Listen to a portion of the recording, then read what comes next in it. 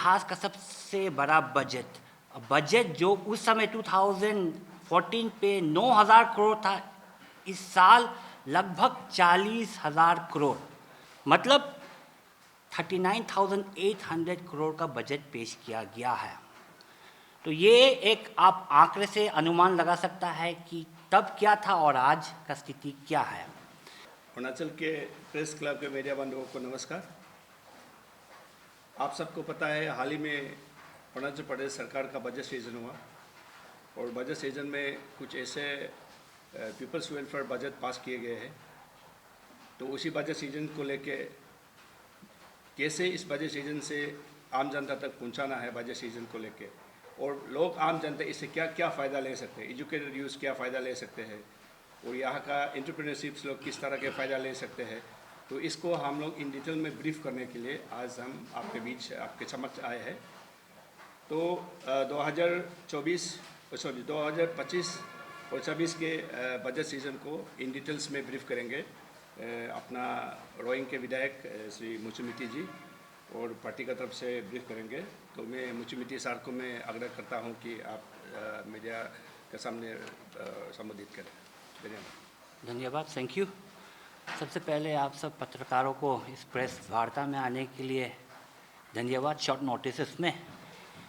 आप सबको पता है कि मार्च 10 तारीख पर हमारे माननीय उप मुख्यमंत्री फाइनेंस मिनिस्टर जो है एक असेंबली पर एक बहुत ही ऐतिहासिक बजट पेश किया। ये बजट माननीय मुख्यमंत्री पेमा खांडू जी का कार्यकाल में सबसे बेस्ट बजट था। ये शब्द मेरा नहीं है, स्वयं हमारे माननीय मुख्यमंत्री पेमा खांडू जी का ही शब्द है। तो it was a very historic budget, और ये बजट को आप मूल्यांकन करने के लिए और इसको समझने के लिए मैं आपको सबसे पहले इतिहास में अतीत पे लेके जाने चाहता हूँ।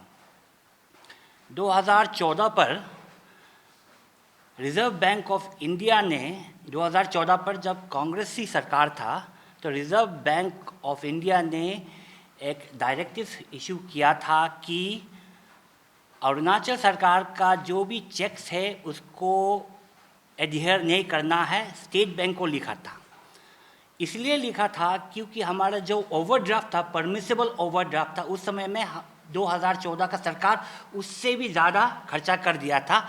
जो अपना पूंजी नहीं था, अपना फाइनेंस जो ताकत नहीं था, फिर भी खर्चा कर रहा था।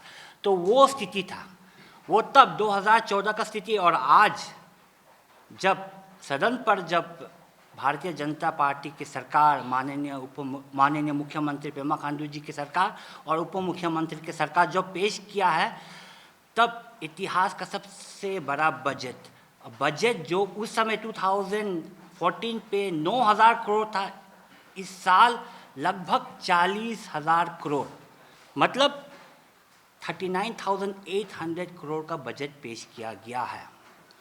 तो ये एक आप आंकड़े से अनुमान लगा सकता है कि तब क्या था और आज का स्थिति क्या है। और इस बजट को जो प्रगति चल रहा है, इसको गति देने के लिए हमारे अरुणाचल सरकार ने एक थिंक टैंक बनाया है, जिसको कहा जाता है कि जिसको कहा जाता है ट्रांसफॉर्मिंग अरुणाचल। तो जिस तरीक़ा से हमारे नीति आयोग है, उसी तरीक़ा से एक यहाँ पे ट्रांसफॉर्मेशन ऑफ अरुणाचल का एक कमिटी बना गया है जो रिफॉर्म्स को लिए देखता है। जो जितने भी रिफॉर्म्स है अरुणाचल में, जितने भी पॉलिसीज़ है, उसको अरुणाचल को किस दिशा पे जाना है, उसके लिए वो एक कमिटी बैठक करता है, जहाँ में राज्य सरकार, हमारे जो एक्सपर्ट्स को बुलाया जाता है, और वो एक्सपर्ट सलाह देता है सरकार को कि किस तरह में जाना है, आपको इंफ्रास्ट्रक्चर निर्माण करना है, आपको सस्टेनेबल डेवलपमेंट करना है। तो इसी तरीक़ा से सरकार ने शुरू किया, माननीय पेमा खांडू जी की सरकार ने शुरू किया डेवलपमेंट का आधारित। आपको पता है कि 2021 में पाके केसांग डिक्लेरेशन किया गया है, जहाँ पर क्लाइमेट रेजिलिएंट और सस्टेनेबल इंफ्रास्ट्रक्चर डेवलपमेंट को प्राथमिकता दिया जाएगा। तो इसी आधार पे अगर आप इस समय में इस बजट में आप देखेंगे कि बहुत प्राथमिकता दिया गया है हमारे रोबस्ट क्लाइमेट एक्शंस, जहाँ में 410 इनिशिएटिव लिया गया था। उस पर मोटा मोटी जो हमारे सरकार ने आवंटन किया करने जा रहा है वो 1776 करोड़, ये बहुत बड़ी रकम है। साथों साथ इसके साथ जो ताकि हमारा जो प्रकृति है, नेचर है, उसको बढ़ावा दे, हमारे जो बायोडाइवर्सिटी है उसको बढ़ावा दे, तो हमारे यहाँ पर ऑर्गेनाइज करने जा रहा है हमारे बर्ड एंड बटरफ्लाई फेस्टिवल्स भी ऑर्गेनाइज करने जा रहा है। हमारे नमफदा नेशनल पार्क में, मियाओ में, हपोली जीरो में, पाके टाइगर रिजर्व सेजूसामे में। तो ये सब निर्णय सरकार ने लेके आगे बढ़ रहा है। सरकार को पता है कि जहाँ इकोलॉजी का आवश्यकता है, साथों साथ वहाँ का ज़रूरत भी है कि एग्रीकल्चर। आपको पता है कि हमारे सरकार हमारे जो जनता है वो एग्रीरियन इकोनॉमी है, हमारे इकोनॉमी है। तो उसको प्राथमिकता देते हुए सरकार ने इस बार हमारे कृषि सेक्टर में 1112 करोड़ आवंटन कर रहा है आने वक्त। The agriculture sector is becoming the highest priority of the state government। आपको पता है कि पाम ऑयल कल्टीवेशन में भी बहुत तेज़ गति से चल रहा है। जहाँ पाम ऑयल कल्टीवेशन में सरकार का सोच है कि हम तकरीबन 35,723 हेक्टर्स पाम ऑयल कल्टीवेशन का मिशन का अंदर प्रोडक्शन करने शुरू करेंगे। तो ये हमारे सरकार का एक एग्रीकल्चर सेक्टर पे प्राथमिकता दिया गया है और हमारे सरकार का सोच है और निर्णय लिया गया है। आपको पता है कि जो भी सरकार होता है वो दावे करता है, वादे करता है और उसका एक इरादा होता है। तो पिछले 9 सालों में आपने देखा है कि जितने भी दावे किया है वो हकीकत में बदल गया है। तो इस साल के बजट में भी हमारे सरकार ने दावे किया है कि 3 साल के अंदर शिक्षा स्थिति को बदल देंगे, अरुणाचल के शिक्षा स्थिति को। तो इसीलिए सबसे ज़्यादा प्राथमिकता और सबसे ज़्यादा धनराशि इस बार government is allocating 3000 crore to the education sector है। ये बहुत बड़ा निर्णय है, ये बहुत बड़ा सोच है सरकार का, जहाँ शिक्षा के ऊपर ध्यान दे रहा है, साथों साथ हमारे महिला के ऊपर भी ध्यान दे रहा है हमारी सरकार। आज आपको पता है कि महिला सशक्तिकरण का समय है, तो हमारे सरकार हमारे वुमेन पुलिस स्टेशन जहां बना रहा है, साथों साथ वुमेन को ताकि उनको फाइनेंशियली इंडिपेंडेंट बनाने के लिए हमारे सरकार एक वुमेन एंटरप्रेन्योर सेल भी बना रहा है हमारे नीति आयोग के सपोर्ट के ज़रिए। तो ये हमारे सरकार के प्राथमिकता है। साथों साथ आपको पता है कि जब माननीय मुख्यमंत्री सरकार का इस बार का दौर संभाला तो सबसे पहले निर्णय उन्होंने लिया था कि अंदर CM social security scheme 100 crore का सैंक्शन किया गया है इस सोशल सिक्योरिटी के अंदर, जहाँ पे आपको पता है कि जो हमारे दिव्यांग से, विडो से, जो हमारे तकरीबन 70,000 इन नंबर से उनका जो पास जो पैसा जाना है, पेंशन जाना है, समय में जा सके। तो इसको ये हमारे सरकार के प्राथमिकता था, जो इस बजट में भी प्राथमिकता फिर से दिया गया है। सरकार स्किल डेवलपमेंट के ऊपर बहुत ज़्यादा ध्यान दे रहा है, इसीलिए स्किल डेवलपमेंट के सेक्टर के ऊपर मोटा मोटी 106 करोड़ इस बार स्किल डेवलपमेंट, लोगों का हुनर और जो लोगों का टैलेंट है, लोगों का जो to be equipped to face the world, उसको स्किल डेवलप करने के लिए उनको धनराशि इस सेक्टर में इस बार सरकार घोषणा किया है निवेश करने के लिए। आपको पता है कि हमारे बहुत सारे ITIs है, जो हमारे स्किल्स सेंटर्स भी होता है, तो वो ITIs को भी अपग्रेड करने के लिए 7 ITIs जो है वहाँ पर हमारा ट्रेनिंग इक्विपमेंट्स बढ़ाने के लिए, हमारे मॉडर्नाइजेशन के लिए भी हमारे सरकार ने घोषणा किया है। और वहाँ पर सरकार ने ये भी घोषणा किया है कि ₹2 लाख सब्सिडाइज लोन, जो लोग ITI से पास होता है उनको 2 लाख सब्सिडाइज लोन भी मिलेंगे ताकि वो भी एक बिजनेस शुरू कर सके। तो ये हमारे सरकार के स्किल डेवलपमेंट सेक्टर पे प्राथमिकता है।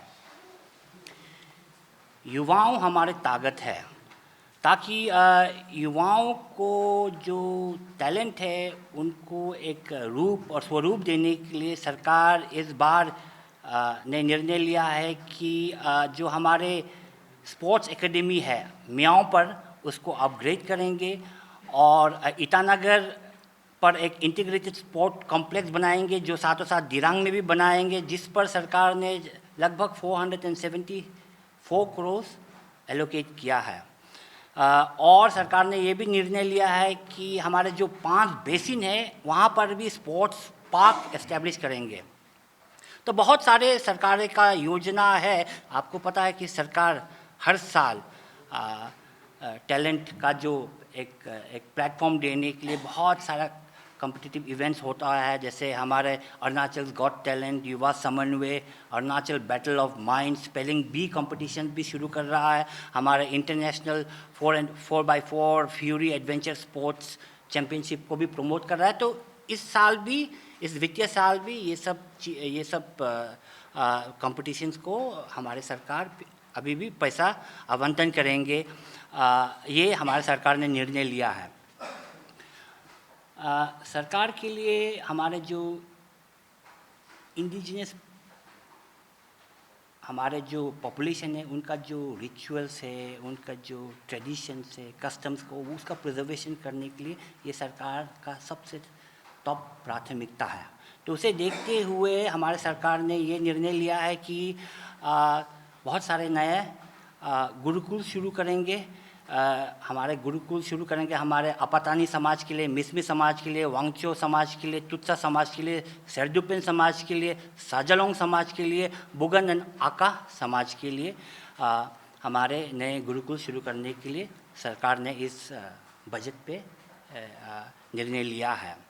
और हमारे जो रिच ट्रेडिशंस, रिचुअल्स जो है उसको डॉक्यूमेंट करने के लिए हमारे एक इंडिजिनस इतिहास को रिकॉर्ड प्रिजर्व करने के लिए भी ये निर्णय लिया है। आपको पता है कि हमारे बहुत सारे चाहे हमारे टेक्सटाइल्स हो या हमारे एग्रीकल्चर प्रोडक्ट्स हो, बहुत सारे हमारे GI टैग्स हो रहा है। और सरकार ने निर्णय लिया है कि टारगेट क्या है कि 50 GI टैग्स प्रोडक्ट्स हम अपने नाम में करेंगे बाय द ईयर 2030। और इसके साथों साथ क्योंकि अन्य फेस्टिवल होता है हर समाजों का, हर ट्राइब्स को, तो सरकार ने ये भी निर्णय लिया है कि हम एक नए फेस्टिवल, एक न्यू स्टेट फेस्टिवल शुरू करेंगे जहाँ पे सब समाज का फेस्टिवल लोगों को एक ही साथ समूहित करा के यहाँ पे लोगों को दर्शाएंगे, बाहरी दुनिया को दर्शाएंगे कि हमारे रिच ट्रेडिशंस एंड कल्चर्स को। तो ये हमारे सरकार के लिए अहम प्राथमिकता रखा है हमारे इंडिजिनियस अफेयर्स के डिपार्टमेंट के ज़रिए। कनेक्टिविटी में तो पता है आपको कि हमारे जो विजयनगर, ताली एंड पिपसोरांग का काम जो शुरू हो चुका है और they will be shortly connected by roads. आपको ये सब पता है। आपको पता है कि सड़क जो होता है it is the main basis foundation of development. सड़क is the indices of development. जहाँ सड़क पहुँच जाता है वहाँ हमारे डेवलपमेंट ऑटोमेटिकली पहुँचना शुरू हो जाता है। तो सरकार ने ये प्राथमिकता दे के सरकार के जो हमारे CM state comprehensive road development plan के आधारित इस बार हमारे सरकार बहुत सारे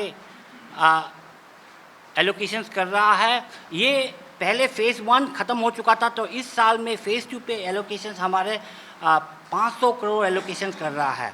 जहाँ केवल डिस्ट्रिक्ट हेडक्वार्टर्स या ADC हेडक्वार्टर्स ने, जहाँ के रूरल एरियाज़ पे भी सड़क पहुँचे, तो सरकार ने एक नए फिर से एक प्रोग्राम शुरू किया है CM states rural road and bridges development programme के ज़रिए। और वहाँ पे सरकार ने निर्णय लिया है कि 2000 करोड़ इस पर आवंटन करेंगे। तो ये सड़क का जो निर्माण अरुणाचल पे जो हो रहा है और होने जा रहा है वो सरकार के लिए सबसे अहम प्राथमिकता भी है। बिकॉज आपको पता है कि पिछले कुछ सालों से, वर्षों से, जब माननीय पेमा खांडू जी ने सरकार संभाला, आप देख ही रहा है, आप खुद साक्षी है, लगभग 1800 किलोमीटर्स का ट्रांस अरुणाचल हाईवेज बना है। और सरकार शुरू फिर से किया है हमारा फ्रंटियर हाईवेज, जो लगभग 18 से 2000 करोड़ फ्रंटियर हाईवेज केंद्र सरकार से भी बनाया जा रहा है। तो पहले क्या होता था, जो भी हमारे बजट होता था वो पर्टेनिंग टू जस्ट एक साल के लिए होता था, पर इस बार सरकार ने सोचा है कि वी विल थिंक बिग, तो we will plan long term. तो ये जैसे state comprehensive, chief minister state comprehensive programme के अंदर स्टेट रोज जो लिया जा रहा है, रूरल रोज जो लिया जा रहा है, वो एक बहुत कॉम्प्रिहेंसिव प्रोग्राम है और लॉन्ग टर्म प्रोग्राम है, ताकि गांव-गांव तक तो सही अच्छा सड़क पहुंचे। तो ये सरकार ने निर्णय लिया है और बजट में आपने देखा है कि बहुत सारे पैसा इस बार एलोकेट किया है। हाइड्रो पावर सेक्टर के बारे तो मैं क्या कहूँ, आपको पता है कि मेरे ही डिस्ट्रिक्ट पर Dibang multipurpose hydro power project चल रहा है, जहाँ पे लगभग 32,000 करोड़ निवेश होने जा रहा है। और ये केवल आंकड़े नहीं, 32,000 करोड़ के अंदर पर ऑलमोस्ट 20,000 करोड़ का टेंडर प्रक्रिया भी खत्म हो चुका है। अभी कुछ दिन पहले ही 17,000 करोड़ का जो टेंडर फ्लोट किया जा रहा था, तो इसका भी प्रक्रिया ख़त्म होने जा रहा है टेंडर का भी। तो लगभग जो हमारे 60 टेंडर्स है उसमें 5 टेंडर्स ऑलमोस्ट एलोकेट किया गया है, कॉन्ट्रैक्ट दिया जा रहा है। तो मतलब जो गति से हाइड्रो पावर सेक्टर जो हमारा बन रहा है अरुणाचल में, जो पूरी केवल अरुणाचल के नहीं पूरी देश को हम बिजली उत्पाद करके बिजली देंगे, तो उस गति पे उस सेक्टर पे हम आगे बहुत तेज़ी से बढ़ रहा है, ताकि इसके ज़रिए हम लोगों तक अपने धनराशि भी कमा सके, अपने स्टेट को धनराशि भी कमा सके, साथों साथ हमारे कर्तव्य भी बनता है कि हम देश को भी कुछ दें। तो हम इस हाइड्रो पावर सेक्टर के ज़रिए बहुत जो बिजली उत्पाद कर रहा है, उसके ज़रिए हम अपने सहयोग कर रहा है देश का प्रगति में। आपको पता है कि बहुत सारा हाइड्रो पावर जो प्रोजेक्ट्स है उसका कमीशन होने भी जा रहा है। लोअर सुबनसिरी का जो हाइड्रो पावर प्रोजेक्ट्स है वो भी जल्द ही कमीशन होने जा रहा है, और बहुत सारे MOU साइन किया गया है जो इन हकीकत ग्राउंड रियलिटी तक पहुंचेंगे। देखिए, जब मैं आपको बजट के बारे कहता हूँ, 39,800 करोड़ जो बजट के बारे में आपको यहाँ संबोधित करता हूँ और कहता हूँ, ये आंकड़े जो है ये हमारे जस्ट कंसोलिडेटेड फंड जो अरुणाचल के ज़रिए जो स्टेट एक्सचेकर के ज़रिए जाता है उसी के बारे में कह रहा हूँ। इसका अलावा बहुत सारे अरुणाचल में फंड्स निवेश हो जा रहा है हमारे माननीय प्रधानमंत्री नरेंद्र मोदी जी के नेतृत्व में। बहुत सारे जो NHIDCL मिनिस्ट्री ऑफ मोड के ज़रिए जो हाईवेज बना जा रहा है, वो हमारे स्टेट एक्सचेकर के ज़रिए नहीं आता है पैसा, वहाँ पे भी हैवी इन्वेस्टमेंट जा रहा है। जो यहाँ पे घोषणा किया है बजट पे 1,72,000 करोड़ हाइड्रो पावर सेक्टर में निवेश करने जा रहा है, और बहुत सारा तो शुरू भी हो चुका है। This is aside the budget. तो हमारे अरुणाचल किस गति से आगे बढ़ रहा है, ये अनुमान करने के लिए हर कोई आश्चर्य हो जाता है। आपको पता है कि जब भी मैं बाहर में जाता हूँ, हमारे बाकी विधायक जो भी होता है, बाकी स्टेट नागालैंड, मणिपुर, मेघालय के विधायक अरुणाचल के बारे बोलने से शुरू हो जाता है कि Arunachal is the fastest growing state in उत्तर पूर्वोत्तर राज्य में। और ये इसीलिए मुमकिन हुआ क्योंकि हमारे माननीय प्रधानमंत्री नरेंद्र मोदी जी, हमारे यहाँ के मुख्यमंत्री पेमा खांडू जी, उप मुख्यमंत्री चौना मैन जी का जो केवल आशीर्वाद नहीं है but they thoughts and process कि किस तरीके का स्टेट हम किस दिशा पर जाना है, they are very clear, they are very स्पष्ट, and that is the reason you are seeing this tangible development all across Arunachal प्रदेश।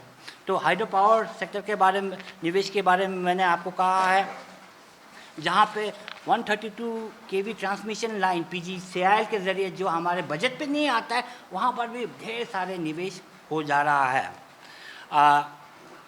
ये तो मैं आपको बहुत सारे जो विषय है जो हमारे सरकार ने बजट पे पेश किया है, तो डिटेल में जाने से तो बहुत समय लग जाएंगे। तो ये मोटा मोटी मैं आपको कहने चाहता हूँ कि रूरल डेवलपमेंट सेक्टर पे सरकार निर्णय लिया है कि 1142 करोड़ निवेश करेंगे।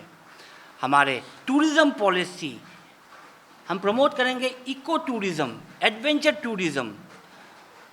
और इस बार सरकार ने घोषणा किया है कि 50 crore for development of Parshuram Kund river front. ये पिलग्रिमेज टूरिज़्म को भी बढ़ोतरी बहुत तेज़ी से देंगे।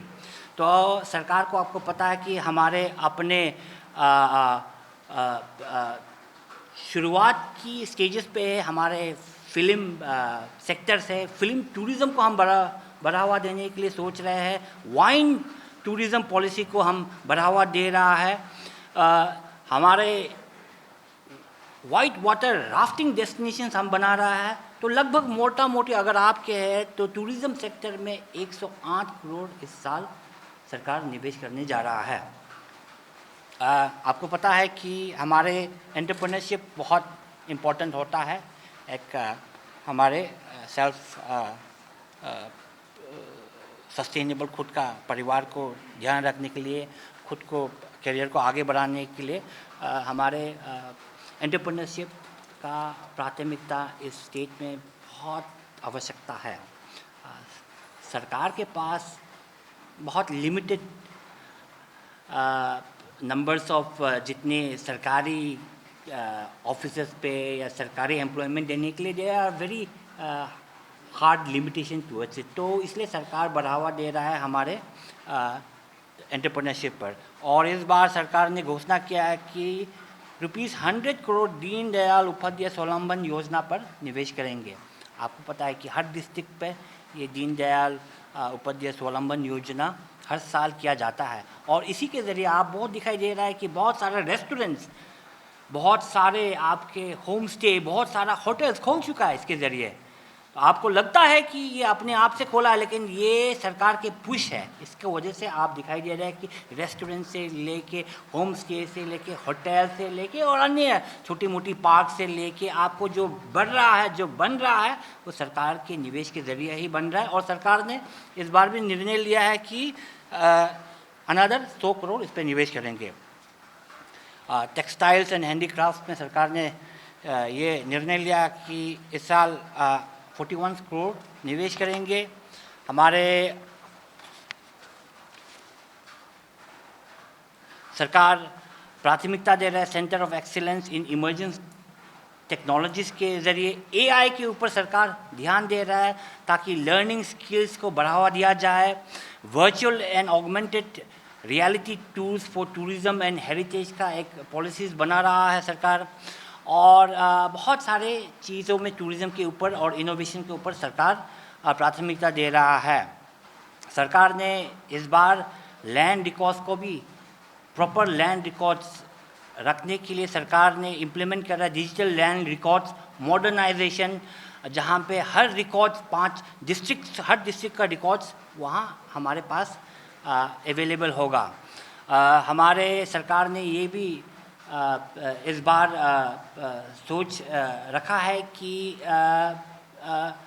बॉटम अप अप्रोच लेके जाएंगे ताकि जितने भी हमारा डेवलपमेंट है वो बॉटम अप से जानकारी हो और बॉटम अप से ही प्रोसेस शुरू करें। तो इसी के लिए इस साल सरकार ने ये निर्णय लिया है कि हम लगभग 1000 करोड़, लगभग नहीं 1000 करोड़ इस साल दिया जाएंगे SIDF, अनटाइड और अन्य प्रोग्राम्स के ज़रिए, जहां बॉटम्स अप के ज़रिए एक स्कीम्स बनाया जाए, जहां डेवलपमेंट जहां ज़रूरी है, क्योंकि लोकल लोग को ही पता है कि वहां एरिया का क्या ज़रूरी है। तो ये अप्रोच किया जा रहा है।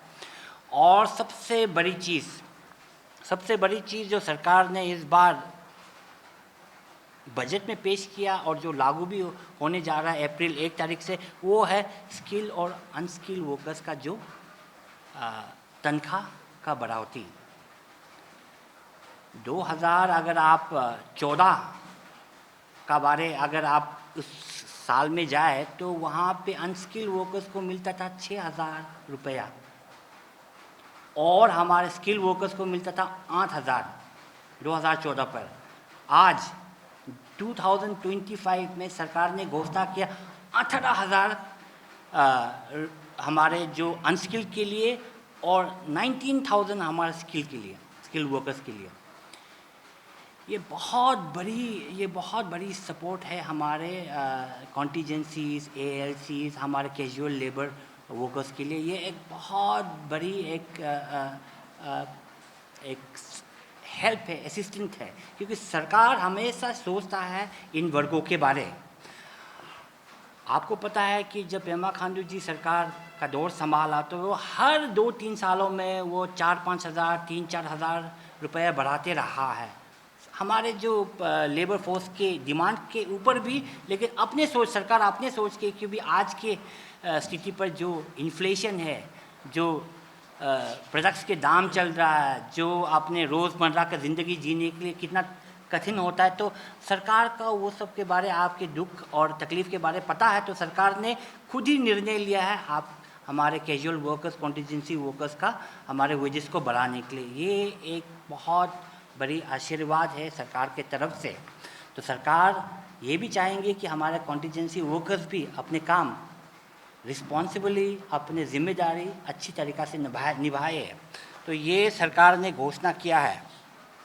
तो सरकार इसके अंतर्गत ही ये घोषणा किया है कि जो रिटायर हो जाएंगे, सर्टेन पैरामीटर्स को लेकर जो शायद 25 इयर्स जो कंटिन्यूस जो सर्विस करेंगे, जो और जो 60 इयर्स में रिटायर हो जाएंगे, उसको भी 3 लाख धनराशि दिया जाएंगे। ये सरकार ने घोषणा किया है। तो मैं ये आपको कहना चाहता हूँ कि इस साल के जो बजट है वो बहुत ही ऐतिहासिक थे और इसकी डिटेल जो है मैं आपको प्रेस नोट के ज़रिए एक डिटेल तो मैं आपको दे दूँगा।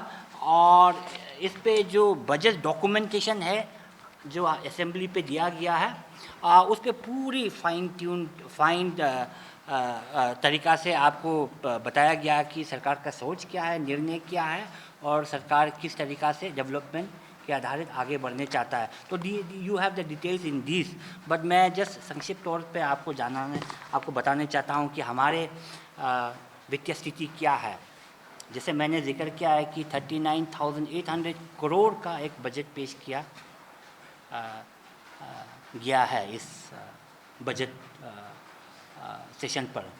आपको पता है कि हमारे जो 9 साल पहले हमारे जो स्टेट का जो अपने कमाई होता था वो हार्डली 700 करोड़ मिलता था, स्टेट का जो ऑन रिसोर्स के ज़रिए, टैक्स एंड नॉन टैक्स के ज़रिए जो होता था। आज जो बजट में पेश किया है, सरकार ने ये ध्यान रखा है और सरकार की ये सोच है कि हमारे आने ये वित्तीय साल में हम 4,600 करोड़ हमारे अपने कमाई होंगे, अपने स्टेट के अपने कमाई।